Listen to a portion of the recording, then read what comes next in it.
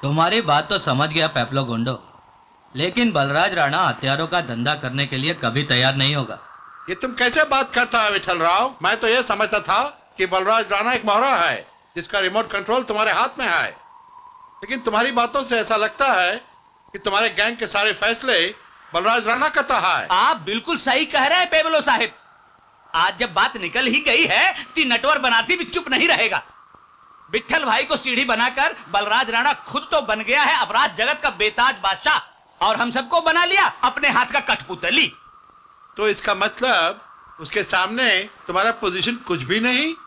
You are nothing but a big zero. नहीं पेप्लो गुंडो नहीं, टाइम और सिचुएशन के हिसाब से कभी कभी गधे को भी अपना बाप बनाकर उसका पैर छूना पड़ता है। सीबीआई वालों ने मेरे खिलाफ इंक्वायरी शुरू कर दी थी। मैं किसी भी वक्त लफड़े में आ सकता था, इसीलिए मैंने बलराज राणा को अपनी कुर्सी पर बिठाया। ओह आई सी।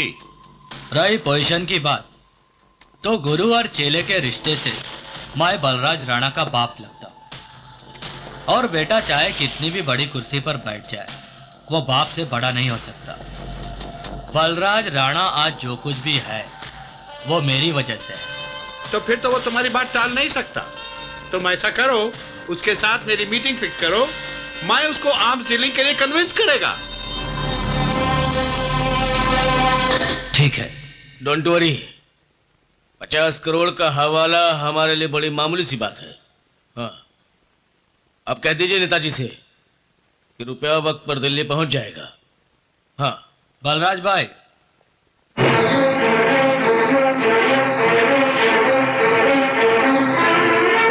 बलराज भाई, यह है मिस्टर पेब्लो गुंडो। नाइस मीटिंग है मिस्टर राणा।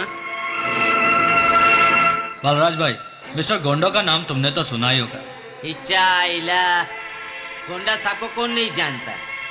इंटरनेशनल मार्केट में हथियारों का सबसे बड़ा डीलर है ये। Thank you.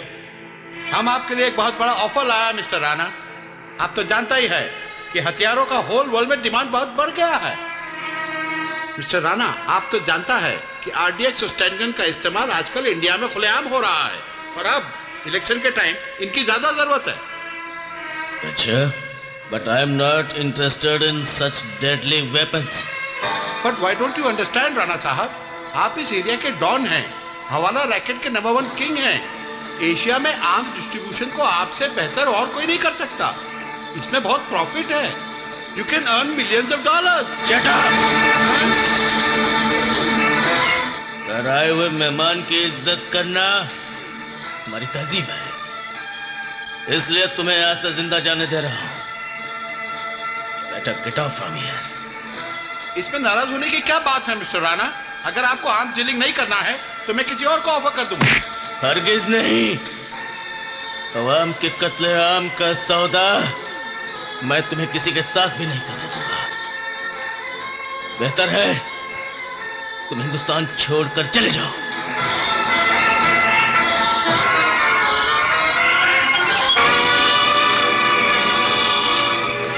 बलराज भाई, इस कंपनी में अपनी कोई औकात है कि नहीं?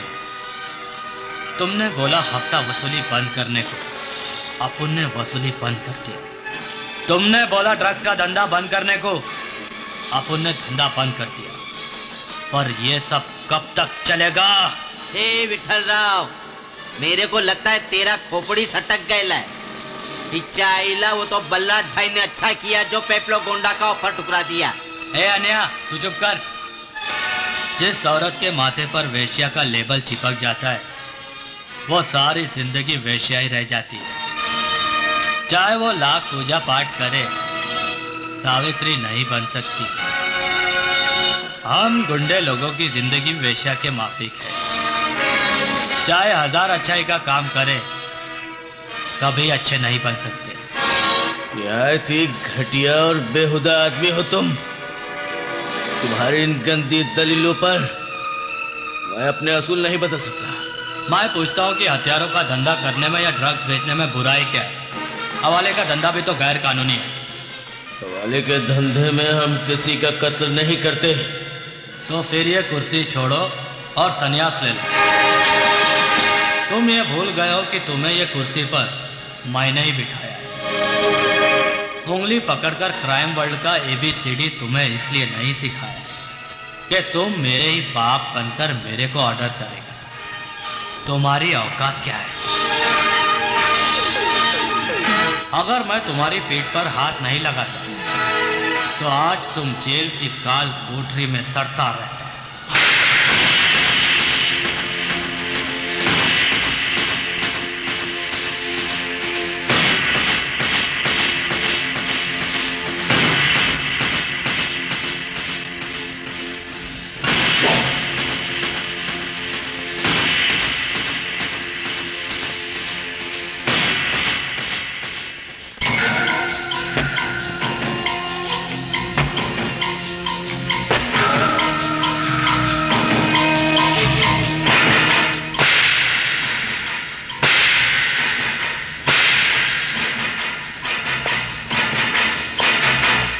बलराज राणा ने तुम्हारे फेस पे जो थप्पड़ मारा था उसके बारे में सोचने से कोई फायदा नहीं है विठल राव। तुम ये सोचो कि उसको खल्लास कैसे करेगा और फिर उसके बाद हमारे साथ आर्म्स डीलिंग का बिजनेस करके मल्टी मिलियनियर बनने का सोचो। सोचो मैन, सोचो। गोंडो साहब इज राइट, लेकिन बलराज राणा का रोल खत्म करना इतना आसान काम नहीं है। उसका रोल फिनिश करने के लिए तुम्हें शंकर कलाल से हाथ मिलाना होगा। ए डांडेकर, लगता है तेरा दिमाग खराब हो गया। शंकर कलाल हमारा दुश्मन है, वो हमसे हाथ क्यों मिलाएगा? अरे पॉलिटिक्स और अंडरवर्ल्ड में हालात के हिसाब से दोस्ती और दुश्मनी हो जाती है। यहाँ कल का जानी दुश्मन आज का वफादार दोस्त भी बन सकता है। यह तो वाकई बहुत अच्छी खबर है दांडेकर। बलराज राणा और विठल राव के बीच अगर दुश्मनी हो गई है तो समझो हमारा काम और भी आसान हो गया है। इसी दुश्मनी में किसी एक का रोल फिनिश हो जाएगा। विठल राव के एहसान के बदले में बलराज राणा ने उसे तमाचा मारा है। विठल राव उसे छोड़ेगा नहीं। फिलहाल तुम बलराज राणा के बारे में सोचो, जो पूरे एशिया में हवाला धंधे का बेताज बादशाह माना जाता है। करोड़ों की हेराफेरी करता है वो। हाँ, तुम्हें अपना नाम ऊपर लाने के लिए उसके नाम और काम दोनों को तबाह करना होगा। बिल्कुल ठीक कहा मंत्री जी ने।